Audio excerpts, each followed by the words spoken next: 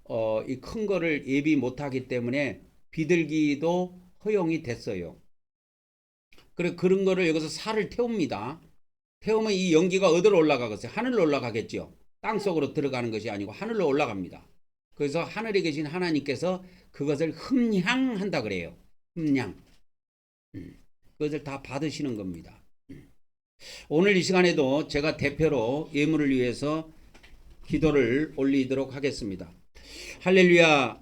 아버지 하나님, 오늘 이 시간에도 저희들에게 거룩한 날을 허락하시고 이렇게 하나님 앞에 빈손으로 나오지 않고 하나님께 예물을 드릴 수 있도록 은혜 베풀어 주셔서 감사를 드립니다. 오늘 또 저희들이 드리는 11조 예물, 감사 예물, 소원 예물, 기타 각종 예물을 드리오니 받아주시고 연락하여 주시옵시며 또한 우리가 이 땅에 사는 동안에 우리의 모든 소원도 다 이루어 주시옵시며 또 우리가 이 땅에 사는 동안에 물질적으로 어려움 없도록 때를 따라서 풍성하게 공급하여 주시옵소서. 오늘도 성삼위 하나님께 감사드렸고 우리 주 예수 그리스도 이름으로 기도 올려옵나이다. 아멘, 아멘, 아멘. 이제 다음 단계로 넘어가도록 하겠습니다. 이제 아까도 이야기했지만 우리 지금 개신교는 이 영적 바깥들에서 하는 거 있지요. 이게 통째로 다 없습니다. 예배에 이게 없어요. 이게 근데 우리는 이걸 다 합니다. 그러니까 우리가 성경에 없는데 하는 것이 아니고 우리는 성경에 있는데 그대로 해요. 그럼 왜 개신교는 이걸 안 할까요? 이것을 예수님 십자가에서 돌아가신 예수님을 믿는 순간에 이게 다 이루어졌다고 보기 때문에 안 하는 거예요. 그러다가 나중에 낭패당한다니까? 낭패당한다니까 한번 죽어봐봐. 기독교 목사들 한번 죽어보라고. 그래서 저번에도 제가 이야기했지만 그것이 안 믿어지면은 미국의 그 하워드 피트만 목사님 있다고 그랬죠. 그분이 이제 침례교의 목사인데 하워드 피트만입니다. 피트만 목사라고 있는데 이분이 죽어서 천국에를 들어갔어요. 천국에를 완전히 들어간 것이 아니고 천국 입구까지만 가가지고 자기 천사하고 천국 입구로 들어가는, 천국 입구로 사람들이 죽어서 들어가는, 죽은 사람들이 천국의 입구로 들어가는 것만 다 구경하다가 왔어요. 그래서 이분이 무엇을 보게 됐냐면 이 지상에서 어떤 사건으로 사람이 10,000명이 죽었어. 근데 그 10,000명 중에서 25명만, 250명인가? 2.5%만 들어간 거야. 천국에 들어오는 사람 수가. 그래서 이 사람이 놀란 거죠. 그래서 그분이 이 지구로 다시 돌아와가지고 살아나가지고 이 책을 기록을 한 겁니다. 거기에 보면 이게 천국에 들어가는 사람의 수가 2.5%라는 것이 나와요. 유튜브에도 이 영상이 누가 올려놨더라고요. 저도 예전에 이걸 해갖고 올려놨는데 지금은 이것이 없습니다. 나중에 내가 한번 올려드릴게요. 그래서 우리 지금 개신교는 이게 없습니다. 이것을 예배 때 안 해요. 안 하고 설교 있죠. 설교는 어디에 해당되냐면 이 성소 안에서 해당됩니다. 설교가 어디 있냐면 여기입니다. 떡상 있죠. 떡을 먹는 거예요. 하나님의 말씀의 떡을 먹는 거예요. 그러니까 설교는 여기에 해당돼요. 근데 설교는 구약의 성막에 보면 위치가 어디냐? 성소예요. 성소라고. 그 다음에 기도. 주일날 대표기도 하죠. 누가 나와가지고. 대표기도 합니다. 통성기도 하는 데도 있지만 보통 대표기도를 많이 시킵니다. 그래서 이 성소 안에 향단이 있어요. 향단. 성소 안에 있습니다. 그래서 이 향단. 그래서 이런 것들을 하기도 합니다. 근데 그건 다 성소에 해당된 것이고 개신교는 지금 이 바깥들, 영적 바깥들에 해당되는 것은 전무하다시피 합니다. 안 합니다. 우리가 성소에 들어가기 전에 우리 하나님께 찬송 하나 한 곡 하고 이어서 나가도록 하겠습니다. 나 같은 본분은 그 주를 높이고 영원 구원 얻도록 잘 인도함이라. 어르신 받들어 내 형제 섬기며 너의 뜻을 따라서 내 정성 나가리. 저 앞에 모든 일 잘 행게 하시고 이구의 주님 배울 때 상 받게 하소서. 나 항상 깨어서 늘 기도 드리며 내 믿음 끊지 않도록 날 도와주소서.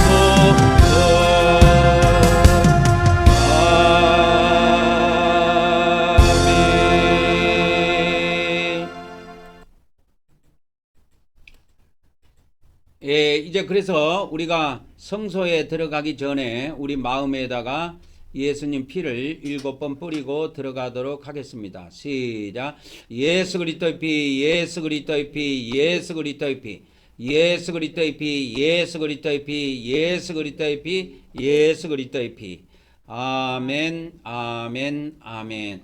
오늘은 히브리서 10장 22절 말씀을 한번 찾아보고 가도록 하겠습니다. 관련 성경 기절입니다. 관련 성경 기절이 나오는데 여기에 보면 그러므로 형제들아 우리가 예수의 피를 힘입어 성소에 들어갈 담력을 얻었나니 그 길은 우리를 위하여 휘장 가운데로 열어놓으신 새로운 살 길이요. 휘장은 곧 그의 육체라. 또 하나님의 집 다스리는 큰 제사장이 계시니 우리가 마음의 뿌림을 받아, 여기서 무슨 뿌림을 받냐면 피를 뿌리는을 받는 겁니다.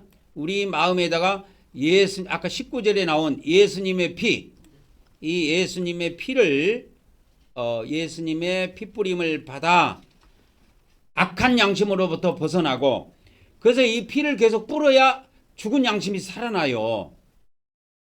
내가 이거 대표적으로 정강 목사는 이거 말 뿌려야 돼. 근데 피를 못 뿌리는 걸 모른다고. 그 사람들은 피 뿌리는 걸 몰라요. 그러니까 이 사람이 살다 보면, 나이가 들고 살다 보면 양심이 자꾸 죽어요. 기계를 계속 쓰면 노화되듯이 기계를 쓰면 노화되듯이 우리 인간의 양심도 쓰면은, 왜 양심이 이렇게 나중에 화인을 맞아버리냐면, 양심이 화인 맞는 거는 양심대로 안 살다가 양심이 고장나서 그래요. 그래서 성경에 보면 화인 맞은 양심이라고 나옵니다. 화인은 뭐냐면 마귀가 아주 그냥 불도장으로 지져놔 버렸어. 불도장으로 지져놔 가지고 고장이 나버린 거야. 그래서 우리가 히브리서 10장 22절에 보면 마음에다가 예수님 피를 뿌림을 받아야 돼요. 그러면은 뭐가 돼요? 어디에서 벗어나요? 악한 양심에서 벗어난다니까요. 이게 비밀이에요. 그래서 이 예수님 피를요, 저는 항상 제가 간간히 하는 이야기자면, 뭐 아침 저녁으로 하나님께 기도할 때도 예수님 피를 뿌리지만, 잠들 때 있잖아요. 베개 딱 베고 누워서 잠들 때까지 이렇게 예수님 피를 가슴에 뿌립니다. 주로 가슴에다 많이 뿌려요. 계속 뿌려요. 이게 습관화되어 있어요. 저는 그냥 뿌리다가 나도 모르게 잠들어 버려요. 어떤 사람들은 잠이 안 와서 잠을 못 잔다고 그러는데, 저는 잠이 안 와서 잠을 못 잔 적은 거의 없어요. 그냥 뿌리다 보면 일어나면 아침이야.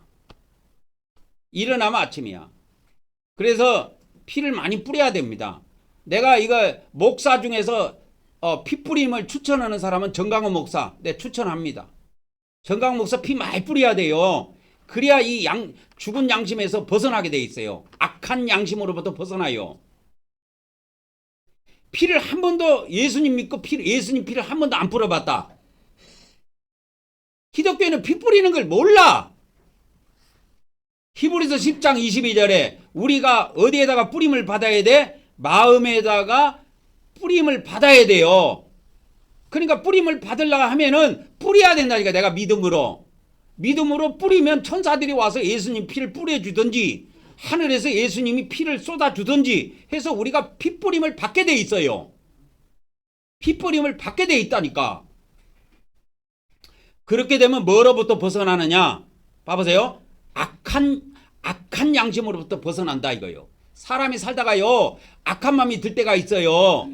근데 피를 계속 뿌리면 이 양심이 살아나요. 그래서 그 마음이 어떤 마음이 되냐? 참마음으로 돌아선다니까. 참마음, 참된 마음, 거짓된 마음이 아니라 참된 마음.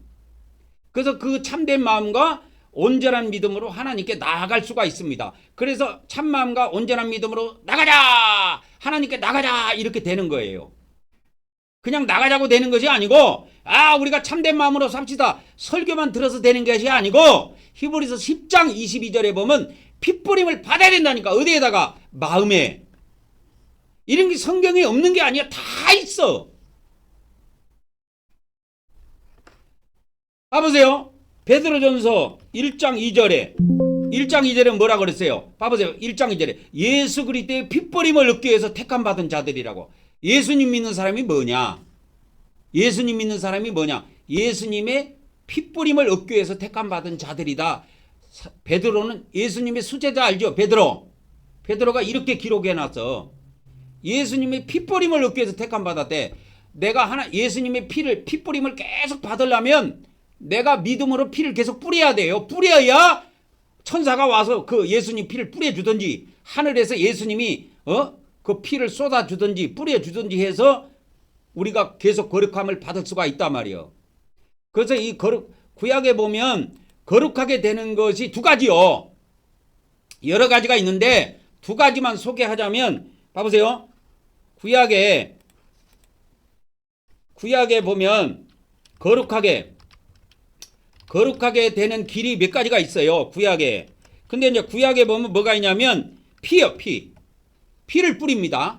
그리고 또 하나가 있습니다. 기름이요. 기름. 그래서 이 제사장들을 기름 부음 받은 종 그러죠. 그래서 구약에 이 기름을 부어 가지고 세운 세 직분이 있는데 선지자, 그 다음에 제사장, 그 다음에 왕, 그렇게 세 직분이 있어요. 이게 거룩한 기름을 붓는 거예요. 그래서 이 기름은 이런 참기름, 들기름이 아니고 거룩한 기름이라고 있어요. 거룩한 기름이라고 그래가지고 성경에는 이렇게 관유라고 한자로 관유로 번역이 되어 있는데 관유라고 번역이 되어 있는데 구약에 보면 이 피, 제물의 피입니다. 제물의 피하고 거룩한 기름, 이 두 가지로 거룩하게 돼요. 뭐 다른 것들도 있지만 이 두 가지만 이야기해 드릴게요. 그러니까 우리가 이것을 신약에도 적용해 본다면 우리가 뭐로 아까 우리 악한 양심에서 벗어날 수 있다고 그래요? 예수님의 피, 그리고 거룩한 기름 부음, 성령의 기름 부음을 통해서 우리가 거룩할 수가 있는 거예요. 그러니까 우리 기독교에서 성령 충만 이거는 잘 이야기하지만 예수님 피 뿌리는 건 안 한다니까. 몰라. 왜? 그게 성경에 없는 게 아니야. 다 있어. 구약에 보면. 신약에도 있고. 그래서 아까 베드로전서 1장 2절에 보면은 예수님의 수제자 베드로가 뭐라고 기록했냐면 베드로전서를 딱 시작할 때 너희가 뭐 하는 사람이냐? 예수님 믿는 사람이 뭐 하는 사람이냐? 그러니까 예수 그리스도의 핏뿌림을 얻기 위해서 택함 받은 자들이다.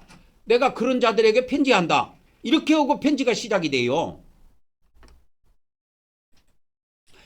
그래서 이 핏뿌림이 중요하다니까. 핏뿌림. 우리 기독교에서는 이 피를 안 뿌립니다. 천주교에서도 안 뿌려요. 근데 우리는 뿌립니다. 뿌리는 사람이 이겨요. 나중에 죽어서 딱 하나님 앞에 갔을 때 하나님이 지옥에 딱 던지려고 하다가도 이 사람은 매일매일 피를 뿌렸어. 예수님 피를. 하나님이 지옥에 집어넣을 수가 없습니다. 그 사람을. 매일 피 뿌린 사람을. 집어넣을 수가 없어요.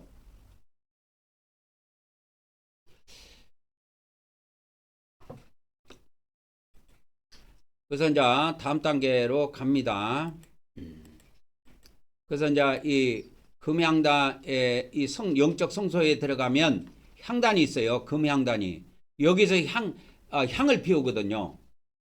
근데 신약에는 향을 피우면 안 되고 기도를 올리는 거예요. 다 같이 시작. 우리는 하나님께서 우리의 기도의 향을 받아주심을 믿습니다. 오늘도 하나님께서 우리의 기도의 향을 받아 주시옵소서. 아멘, 아멘, 아멘. 이제 오늘도 앞으로의 우리 부부의 능력 사역을 위해서 잠시 기도하고 또 계속 진행을 하도록 하겠습니다. 다 같이 기도합시다. 할렐루야. 오늘 이 시간에도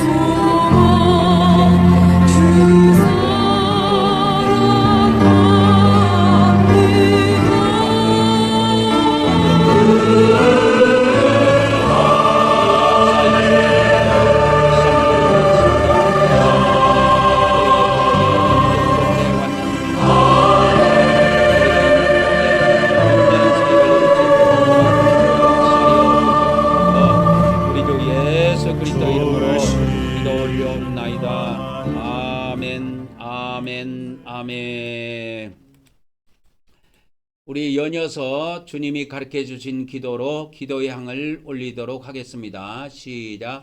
하늘에 계신 우리 아버지여, 이름이 거룩히 여김을 받으시오며 나라가 임하옵시며 뜻이 하늘에서 이루어진 것 같이 땅에서도 이루어지라. 오늘 우리에게 일용할 양식을 주셨고 우리가 우리에게 죄진 자를 사하여 준 것 같이 우리 죄를 사하여 주시옵고 우리를 시험에 들게 하지 마시옵고 다만 악에서 구하시옵소서. 나라와 권세와 영광이 아버지께 영원히 있사옵나이다. 아멘, 아멘, 아멘. 이제 다음 단계로 넘어가도록 하겠습니다. 영적 등대입니다. 그래서 구약에는 감람기름 있죠. 감람기름은 올리브 기름인데 이 올리브 기름을 여기다 넣어가지고 항상 이 7개의 등불이 항상 성전을 밝히도록 되어 있습니다. 이렇게 생겼어요. 이렇게 생겨서 항상 불을 밝히게 되어 있습니다. 근데 이때 콩기름이나 이런 걸 사용하지, 석유나 이런 걸 사용하지 않고 그 감람기름, 그러니까 올리브 기름을 사용합니다. 그러니까 올리브가 영어인데요. 예전에 조선시대 때 이 성경이 번역이 됐을 때 이 올리브를 감람이라고 다 번역했어요. 그래서 올리브 나무를 감람나무 이렇게 번역이 돼 있고 요한계시록 11장에 나오죠. 감람나무. 그게 올리브 나무입니다. 그 다음에 감람유는 뭐냐? 올리브 기름 그 뜻이에요. 요즘은 올리브 기름이라고 바로 나오죠. 슈퍼 가면 다 있죠. 자, 영적 등잔 때 갑니다. 시작. 우리는 성령 하나님께서 영적 기름을 부어주심을 믿습니다. 오늘도 성령 하나님께서 우리에게서 어둠의 세력을 물리쳐 주시고 빛으로 채워 주시옵소서. 아멘, 아멘, 아멘. 여러분 천국 빨리 가보고 싶지 않아요? 가가지고 이제 죽어서 천국에 들어가서 이 세상에 있는 자녀들도 보면서 그들을 위해서 기도도 해주고, 그렇게 죽은 사람들이 그렇게 기도를 합니다.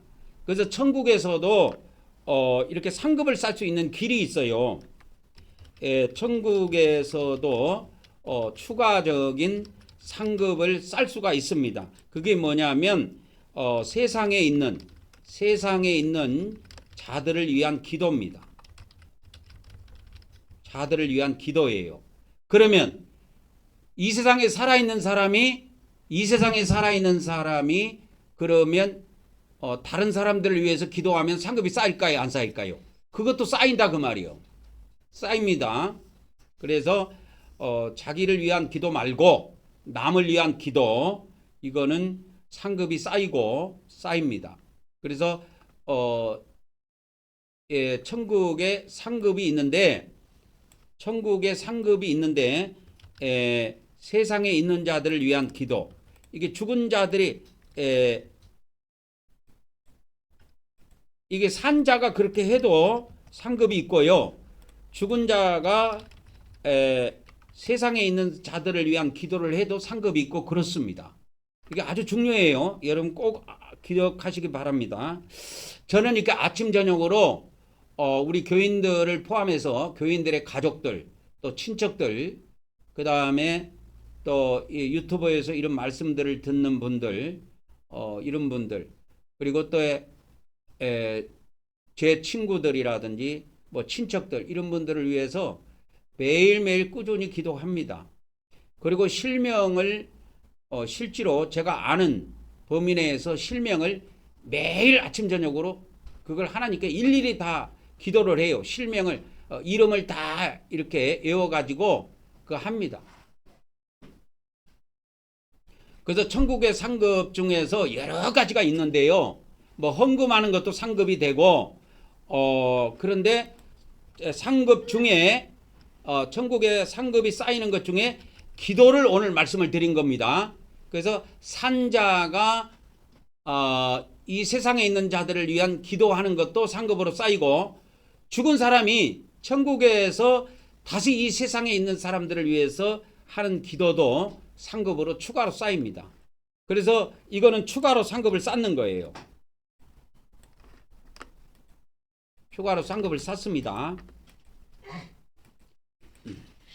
그래서 죽은 사람들은 상급이 이미 결정이 돼 있는데 오래전에 죽은 사람들은 세상에 있는 사람들, 후손들을 위해서, 가족들을 위해서 계속 기도하면서 상급을 추가적으로 쌓아갈 수가 있습니다.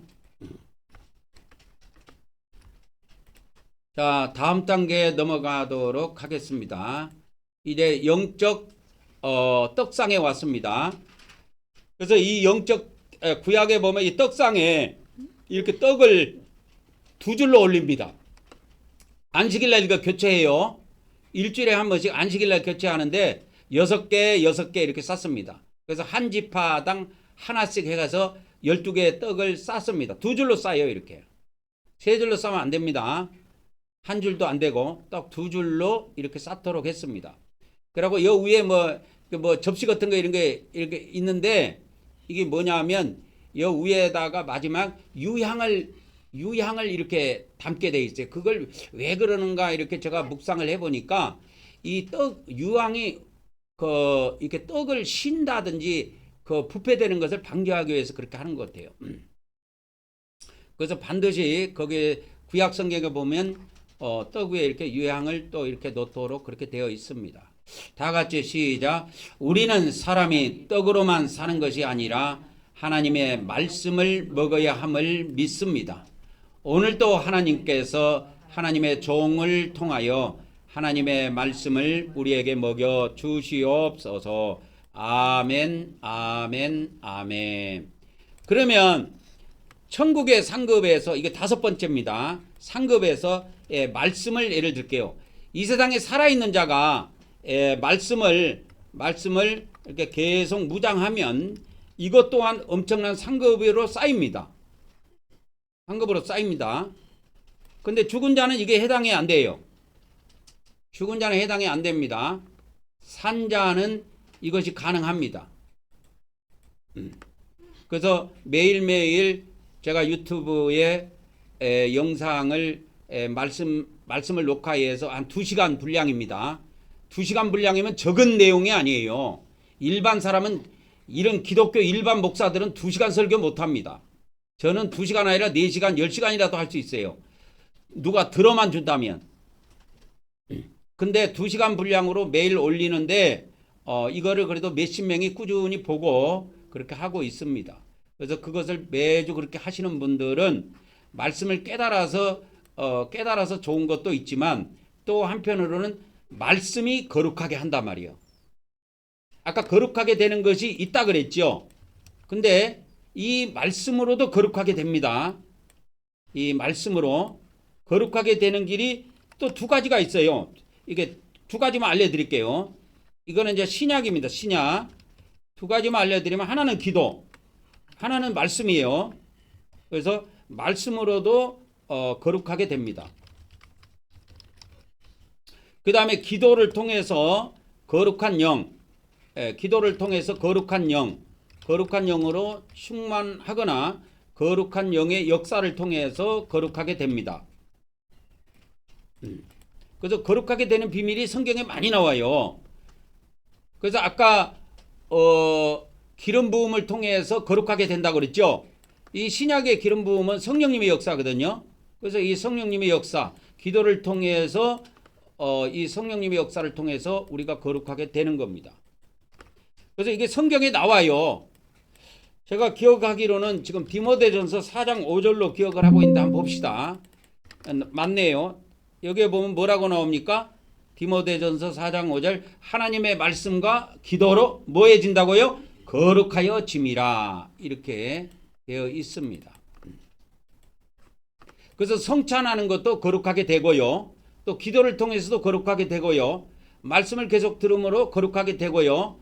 그래서 이 성경에 보면은 우리가 거룩하게 되는 비밀이 여러 가지가 나와 있어요. 아까 피를 뿌리는 것도 거룩하게 되는 비밀 중에 하나입니다. 일반 교회에서 이런 거 안 해요.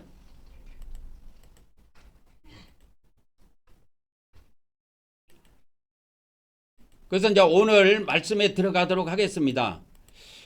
오늘 말씀은 오늘 말씀은 뭘 하나 좀 소개를 해드리려고 하냐면 어저께 인터넷에서 기사가 하나 올라왔는데 무슨 기사가 올라왔냐면 책 제목이요 24분이요 24분 책 제목이 24분입니다. 이게 지금 인터넷 기사로 올라온 거예요. 한국일보에 올라온 겁니다. 한국일보에 인터넷 기사로 올라와 있어요. 제목이 뭐냐면 24분입니다. 24분. 여기 나오죠. 그죠? 여기 나오죠. 이거 어디로 가버렸어? 그래서 북한이 미국의 ICBM을 날리면 24분 만에 전 세계가 공멸한다. 이렇게 나와 있어요. 그래서 이게 핵이 폭발을 하게 되면 이렇게 이제 되는 모양인데, 그래서 미국이 북한을 핵으로 공격했을 때 이 한반도가 어떻게 되느냐? 서울 사람도 엄청 죽더마요. 미국에서 북한을 핵을 북한이 먼저 미국을 공격해가지고 핵으로 공격해가지고 이렇게 그러면 미국에서 반격을 하게 되는데 미국에서 82개의 미사일을 핵폭탄을 날리더라고요. 82개를 동시에 날리더라고요. 북한을 향해서. 그러면 북한이 쑥대밭이 되는데 그때 이 서울에 있는 사람, 수도권에 있는 사람도 많이 죽더라고. 서울에 있는 사람이 4분의 1이 죽더마요. 이 내용을 보니까. 이 책 제목이 이렇게 생겼습니다. 책이. 예, 쿠팡에도 팔고 인터넷에도 팔고 다 팔아요. 봐봐요. 책 제목이 24분이요. 그래갖고 부제목으로 뭐가 있냐면 핵전쟁으로 인류가 종말하기까지 이렇게 나옵니다. 그러니까 전 세계에서 누가 핵폭탄을 하나 눌렀다. 그러면 여기저기서 자기가 살기 위해서 다 공격을 해요. 그러면 미국에서 북한이 먼저 미국을 때렸습니다. 핵으로. 그러니까 미국에서 82개의 핵폭탄을 날렸어요. 북한으로. 그런데 이게 북한으로 날아가는데 중국하고 러시아 쪽에서 보면은 자기 나라로 날아오는 걸로 착각은 돼요. 그래서 러시아하고 중국에서 다시 핵폭탄을 미국으로 날린다는 거예요. 근데 러시아에서 몇 개를 날리냐? 1000개를 날려버리는 거야, 미국으로. 그래서 미국은 잿더미가 되가 없어져 버리는 거예요. 이 책 내용이 그거예요. 그래서 내용을 정리를 했는데 정리한 걸 한번 보여드릴게요. 그래서 제목은 24분이고 제이콥슨이라는 사람이 지었는데 우리나라 강동영이라는 사람이 번역을 해갖고 22,000원에 파는데 사보실 분은 사보시고 이게 이제 그 한국일보에 올라온 기사 내용입니다. 근데 이게 내용을 다 읽으면 복잡하니까 이걸 정리를 했어요. 제가 정리를 했어. 여기 보세요. 24분이 어떤 24분이냐면 미국이 북한을 공격하는 시간이래요. 자, 북한이 공격을 했습니다. 미사일이 날아와요. 그래서 미국에서 레이더로 탐지가 됐어요. 그래서 대통령한테 보고가 들어가고 대통령이 결단해갖고 미군들한테 핵기지로 이거지 다시 명령을 내려가지고 핵을 이렇게 북한으로 핵을 쏘는 것으로 이렇게 시작이 됩니다. 그래서 미국의 반응은 30초 안에 이루어진다고 되어 있습니다. 그래서 미국에서 이렇게 북한에서 미국으로 핵을 쏘면 몇 분 만에 도착하느냐? 미국의 서울이 워싱턴이잖아요. 수도가. 거기에 33분이면 도착한대요. 근데 미국에도 뭐 이렇게 뭐 방어하는 미사일을 쏩니다 또. 근데 방어 다 못한대요. 다 뚫린대요.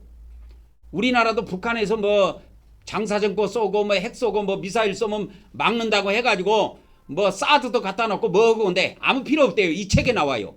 아무 필요 없, 다 뚫린대요.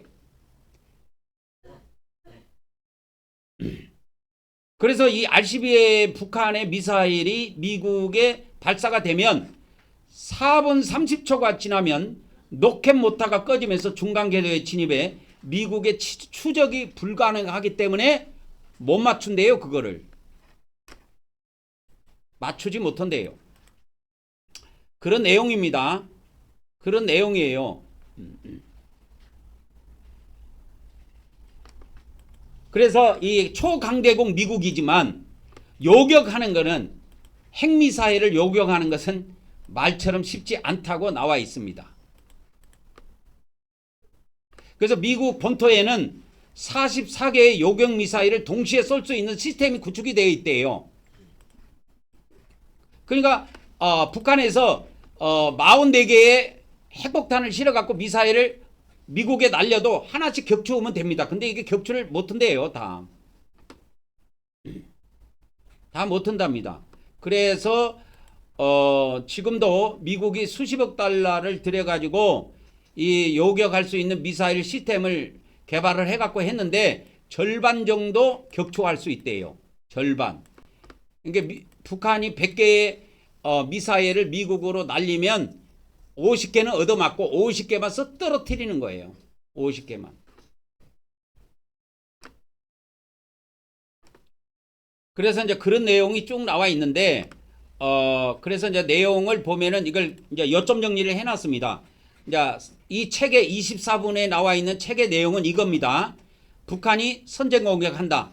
시간은 새벽 4시 3분. 그래서 평양 외곽 지역에서 ICBM 화성 17호를 발사했다. 그 핵폭탄을 실어갖고 발사를 했습니다. 그러면 미국은 30초 안에 감지가 된대요. 벌써. 그래서 워싱턴까지는 33분 만에 도착이 되는데 4분 30초 후부터는 추적이 불가능하대요.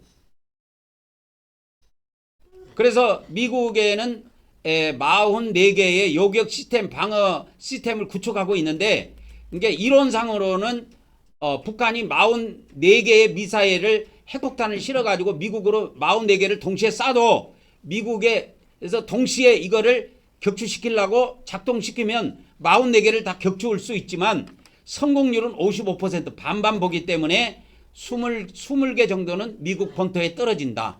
미국 본토에 20개 떨어지면 미국은 제가로 되는 겁니다.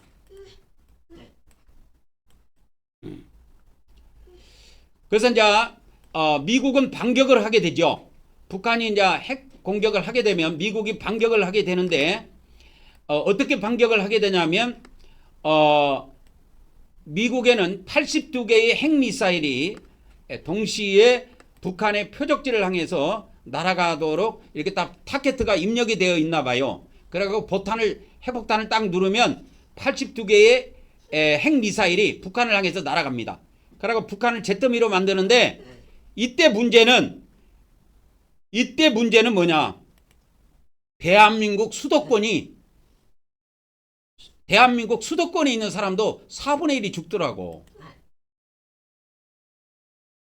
북한이 핵을 맞았는데 왜 남한 사람이 죽냐고. 그만큼 핵이 이력이 있다라는 거죠.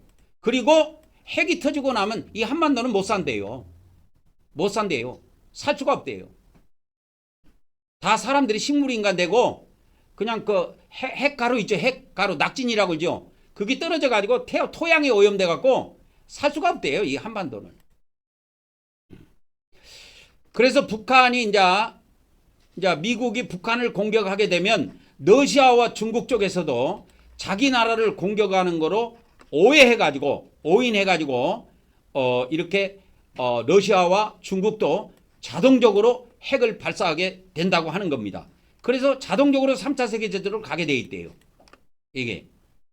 그러면 러시아, 중국이 핵을 쏘니까 나토, 유럽이죠. 북대서양 조약기구라고 하는데 이거 유럽 방위 체계입니다. 유럽에서도 핵을 쏘는 겁니다. 러시아에 쏘고 러시아가 말고 유럽에는 영국 가지고 있고 제가 알기로는 프랑스가 핵을 가지고 있습니다.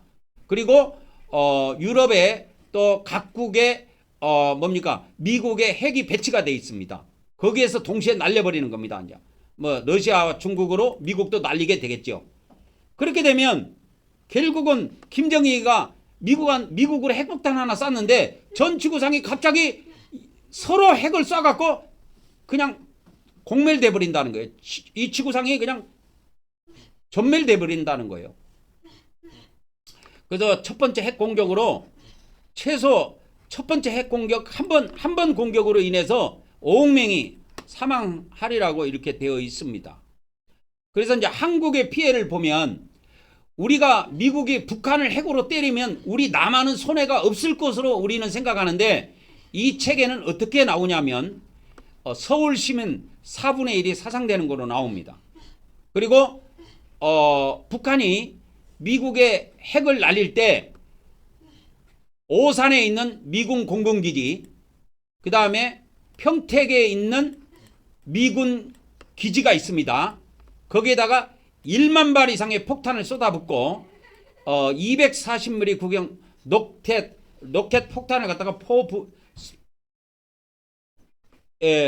쏟아부으면 거기에는 또 뭐가 들어있냐? 생화학 무기. 그게 아마 이 세균 같은 걸로 인간을 죽이는 거예요. 그래서 서울에서만 250만 명이 죽고요. 그 다음에 한 100만 명에서 한 400만 명이 부상당하고 나머지 살아있는 사람도 산소 결핍이 돼가지고 식물인간이 된다는 거예요. 못 사는 거야. 그리고 또 무서운 것은 뭐냐? 핵가루 있잖아요. 핵가루. 낙진이라고 하는데 그게 떨어져 갖고 태양에 오염돼 갖고 그 살아있는 사람도 살 수가 없는 그런 상태라 그래요.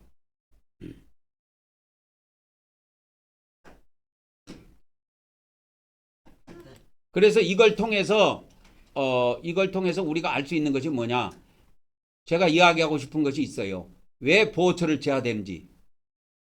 그 이유를 설명하는 겁니다. 내가. 보호처를 왜 이 마지막 때 지어야 되는지. 보호처를 짓는 것은 여러 가지 이유가 있어요. 여러 가지 이유가 있는데 그래서 제가 항상 하는 이야기지만 마태복음 24장 13절에 보면 끝까지 견디는 자는 구원을 받는다고 되어 있죠. 그래서 끝까지 견딘다는 말이 무슨 말이냐 했을 때 히포메노라고 그랬습니다. 히포메노가 무슨 뜻이냐면 땅 아래 머무는 자, 그 뜻이라 그랬죠. 그러니까 이 마지막 때 땅 아래 머무는 자만 구원을 받는데 이 왜 땅 아래 머무려야 되느냐? 그 이유를 설명하는 겁니다. 땅 아래 머무는 거. 그래서 이 땅 아래 머무는 자만 구원받는다고 하는 것이 이게 왕국복음이에요.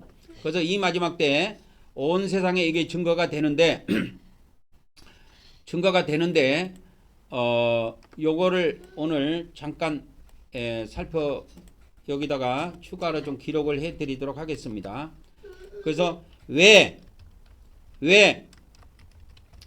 땅 아래 머물러야 하는가? 땅 아래 머물러야 구원을 받는가? 그거예요. 땅 아래 왜 머물러야 되냐? 땅 아래 머물러야 되는 이유가 첫 번째 뭐냐?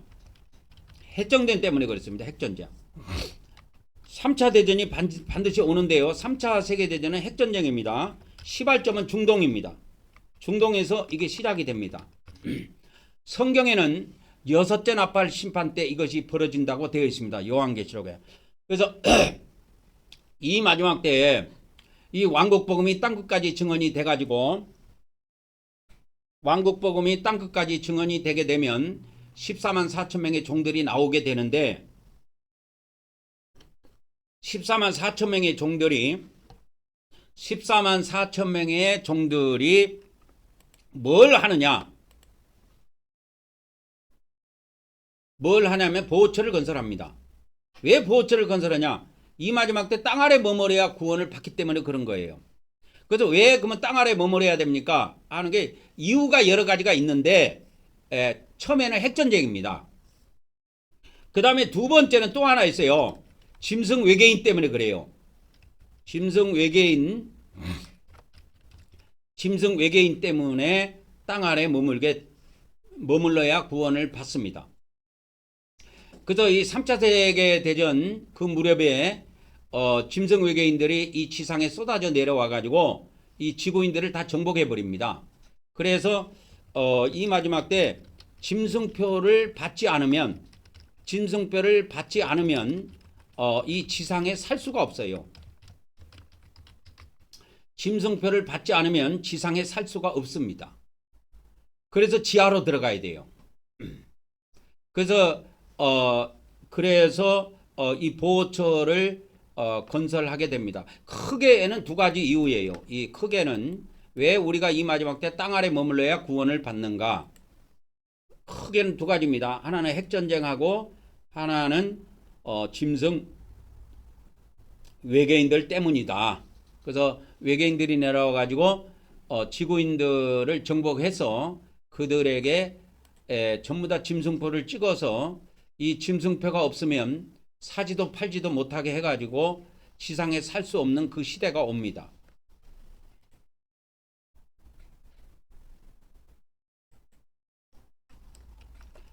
그래서 하나님께서는 그래서 보호처를 예비하신다 이 말이야.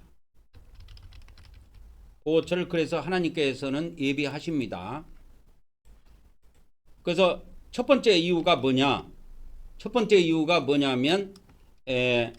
땅 속에 1335일까지 머물러야 한다 이 말이야. 그래서 짐승 외계인들이 이 지상에 쏟아져 내려와 가지고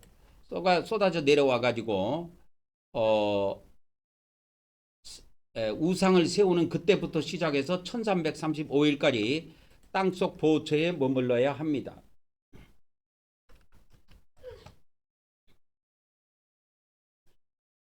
그래서 짐승시대의 유일한 구원 장소는 보호처입니다. 그래서 보호처 외에는 없어요. 그래서 보호처가 그러면 몇 군데가 됩니까? 몇 수십 군데가 지하에 건설이 됩니다.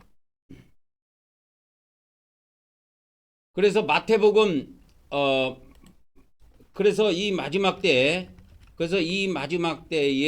왕국 복음이 전파된다 이 말이야. 왕국 복음이 전 세계에 전파됩니다. 전 세계에 전파됩니다. 이 마지막 때 왕국 복음이. 그 왕국 복음이 뭡니까? 왕국 복음이 뭡니까? 왕국 복음 아까도 이야기했지만 마태복음 24장 13절 14절에 나옵니다. 14절에 13절, 14절에 나오는 말씀이에요. 성경 그대로. 그래서 여기에 보면은 천국복음으로 나오는데 킹제임스는 이게 왕복음으로 번역이 되어 있으니까 킹제임스를 보도록 하겠습니다.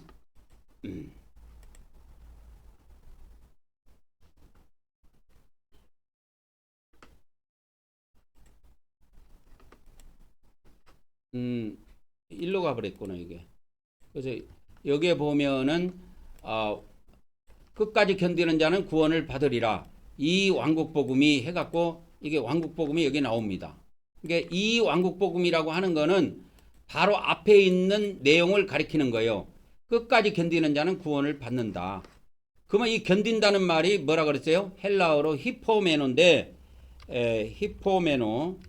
히포메노인데 히포메노는 땅 아래 머무는 자 그 뜻입니다. 땅 아래 머무는 자는 구원을 받는다.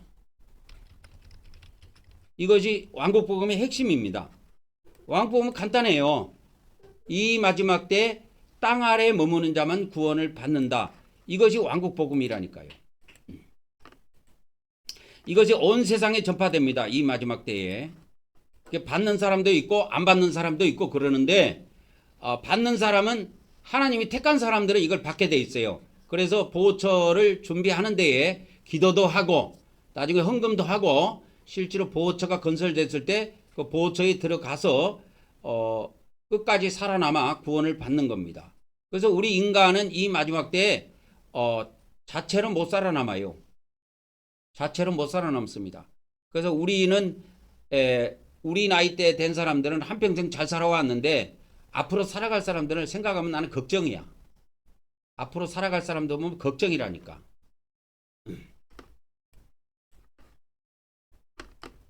그래서 이 왕국복음은 핵심이 13절에 있습니다. 끝까지 견디는 자는 구원을 받습니다. 그러면 견딘다는 말이 뭡니까? 헬라어로 히포메노인데 히포는 아래에 그 뜻이라고 그랬죠. 아래에. 히포는 아래에, 메노는 뭐예요? 동사입니다. 머무르다. 그래서 아래에 머무는 자는 구원을 받으리라. 그래서 땅 아래 머무는 자만 구원을 받는다고 하는 것이 왕국복음이라니까요. 간단하죠? 그래서 왜 왕국복음이 이 마지막 때 선포가 돼야 되느냐? 아까 그 인터넷 기사에도 한국일보에도 올라왔지만 이렇게 핵전쟁이 누가 핵폭탄을 한번 눌러버리면 지구가 핵전쟁으로 다 번져가지고 지구가 순식간에 쑥대밭이 돼버리는 거예요. 쑥대밭이 아니고 그냥 완전히 작살나는 거죠. 그냥. 그래서 그 핵전쟁으로 인해서 많은 사람이 죽기도 하지만 살아남은 사람들도 그 핵의 낙진, 그 후유증, 그 질병 때문에 못 삽니다. 그리고 살아남은 사람도 자녀를 낳아도 기형아가 나와요. 불구가 나오고 기형아가 나옵니다. 그래서 못 살아요. 막 괴물 같은 자식들이 나오고 그래가지고 인간이 살 수가 없어요. 그래서 이 마지막 때에 하나님께서는 하나님의 종을 통하여 왕국복음이 온 세상에 전파되게 하는데 온 세상에 전파되면 끝이 온다고 하는데 끝은 텔로스, 종말입니다. 끝이라고 하는 것은 헬라어로 텔로스라고 하는데 종말입니다. 종말. 끝이라고 하는 것은 종말을 말합니다. 텔로스. 종말이 오는 겁니다.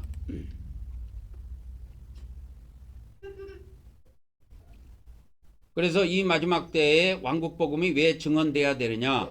아까 24분이라고 하는 그 핵전쟁 그 책에서도 이야기됐지만 핵폭탄은 한번 눌러지면 끝나는 거예요. 지상에 있는 사람들은. 근데 지하에 있는 사람들은 끄떡 없어요. 지하에 있는 사람은 아무 상관없습니다. 그렇게 해서 핵폭탄에 의해서 그래서 크게 두 가지 이유 때문에 이 마지막 때 보호처가 땅속에 건설이 돼야 된다. 첫째는 핵전쟁이고 두 번째 이유는 뭐라 그랬죠? 두 번째 이유는 짐승 외계인 때문이다. 그래서 하나님께서는 이 마지막 때 왕국복음을 땅끝까지 증언하셔가지고 14만 4천 명의 종들을 통해서 이거를 갖다가 만들게 합니다.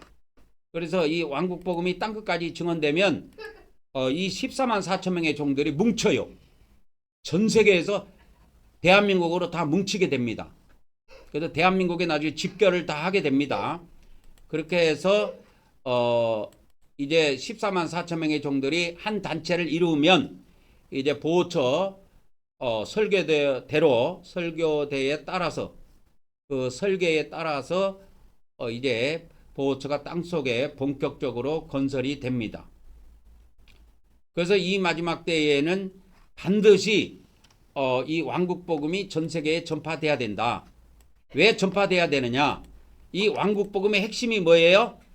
히포메노 하는 자는 끝까지 히포메노 한 자만 구원받는다 이거요.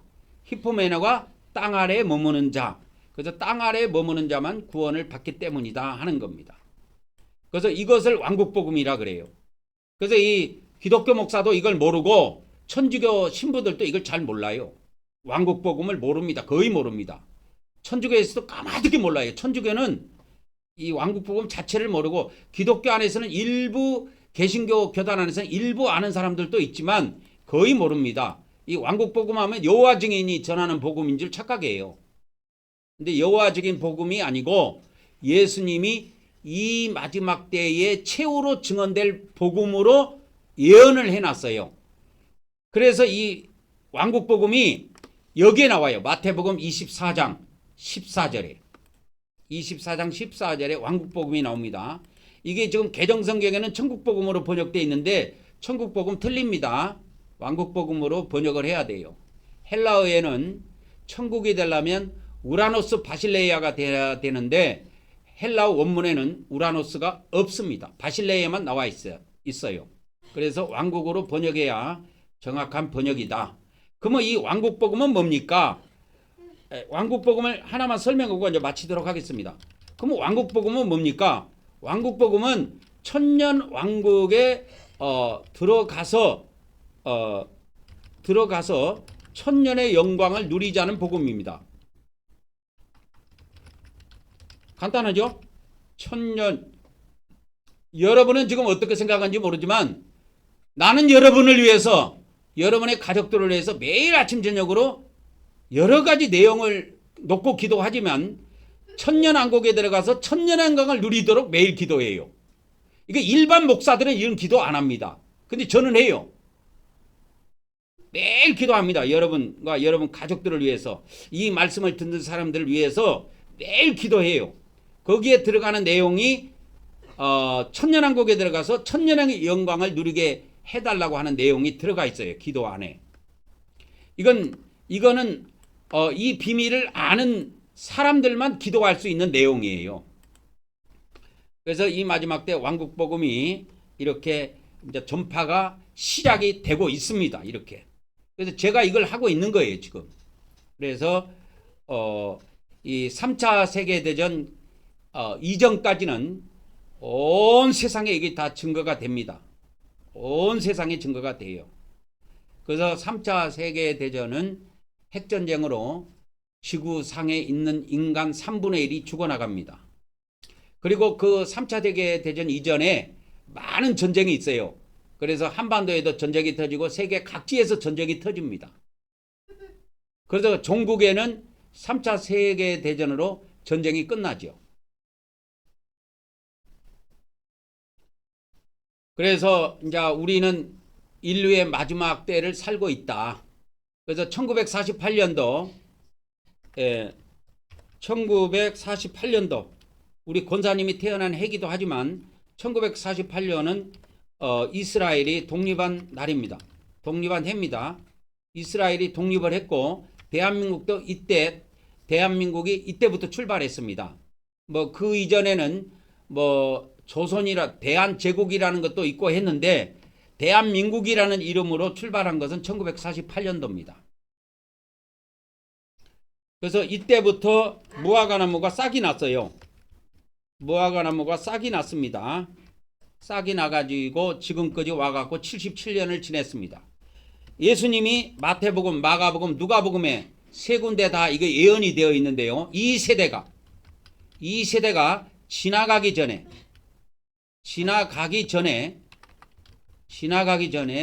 이 모든 일이 이루어지리라고 했습니다.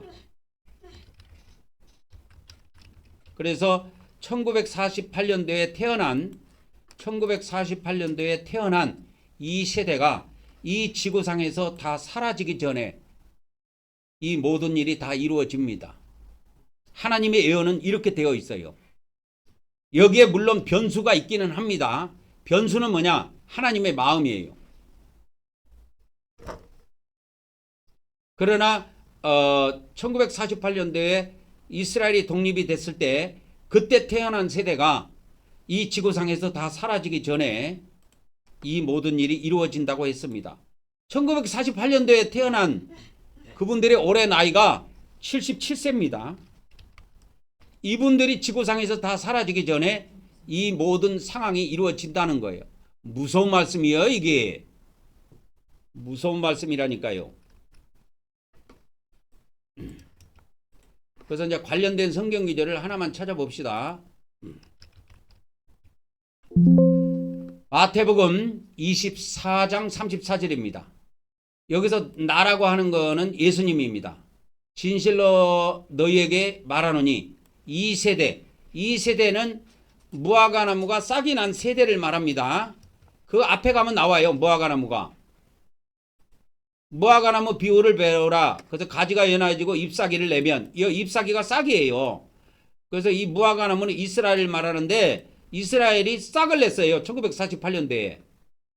그래서 이 이스라엘이 독립되는 걸 보면 여름이 가까운 줄 무화과나무가 이렇게 싹을 내면 여름이 가까운 줄 아는 것처럼 이와 같이 이 모든 일을 보거든 인자가 가까이 곧 문 앞에 이룬 줄 알라 그랬어요. 그래서 이 세대가 지나가기 전에 이 모든 일이 이루어진다. 이게 세 군데 다 나옵니다. 공간복음에. 마태복음 24장 34절, 마가복음 13장 30절, 누가복음 21장 32절. 내가 진실로 너희에게 말하노니 이 세대가 지나가기 전에 이 모든 일이 다 이루어지리라. 해서 이 모든 일이 다 이 마지막 때 이루어집니다. 이렇게 이루어집니다. 그러니까 우리가 지금 마지막 때 살고 있다라는 것에 우리가 세상에 정신을 뺏기면 안 됩니다. 정신을 바짝 차리고 끝까지 살아남아야 합니다.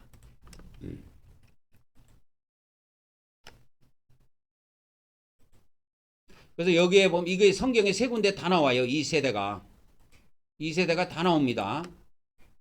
이 세대라는 것은 무화과나무가 싹이 났을 때 그 세대입니다. 더하지도 말고 빼지도 말고 그 세대가 이 지구상에서 다 사라지기 전에 이 모든 일들이 이루어진다고 하는 예수님의 말씀이 있으니 이게 얼마나 무서운 말씀이냐 이 말이요. 그래서 오늘은 어저께 인터넷에 24분이라고 하는 책이 이렇게 인터넷에 기사로 올라왔길래 읽어보니까 핵전쟁에 관한 내용이더라고.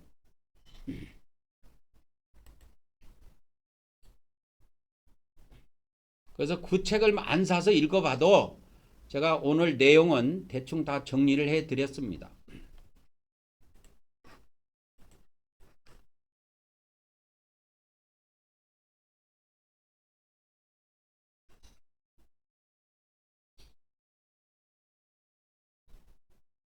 그래서 이런 참 무시무시한 일들이 벌어지고 있다 하는 것을 우리가 알 수가 있습니다. 오늘은 여기까지 하고 마치도록 하겠습니다. 이제 지성소에 들어가서 하나님께 경배하고 오늘의 예배를 마치도록 하겠습니다.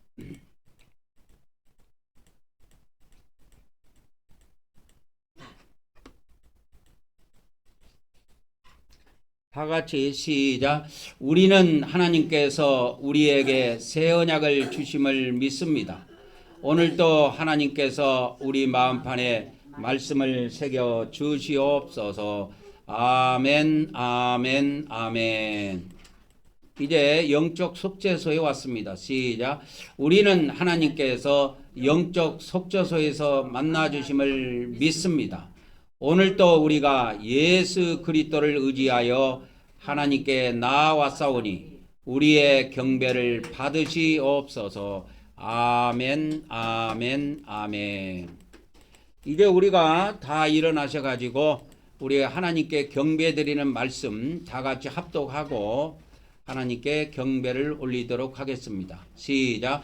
오늘도 우리가 우리 성부 하나님과 성자 하나님과 성령 하나님께 찬송과 존귀와 영광과 감사를 드립니다. 그리고 우리 주 하나님께 나라와 권세와 능력과 영광과 부와 지혜와 존귀와 찬송이 영원 무궁하기를 간절히 원하옵나이다. 아멘, 아멘, 아멘.